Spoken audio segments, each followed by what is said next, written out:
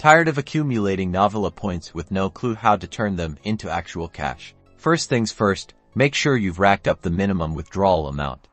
This is usually around $5, but it can vary, so double-check the app's terms. Tap on your profile icon, usually located at the bottom right corner of the screen. Now, find the button labeled Withdraw or Cash Out. It might be under a Wallet or Balance section. Tap on it. You'll now see a list of withdrawal methods. Novelah typically offers options like PayPal, bank transfer, or sometimes even gift cards. Choose your preferred method. PayPal is often the fastest. If you choose PayPal, you'll be prompted to log into your PayPal account directly within the Novelah app. Make sure you're using the correct email address associated with your PayPal. Next, select the amount you want to withdraw.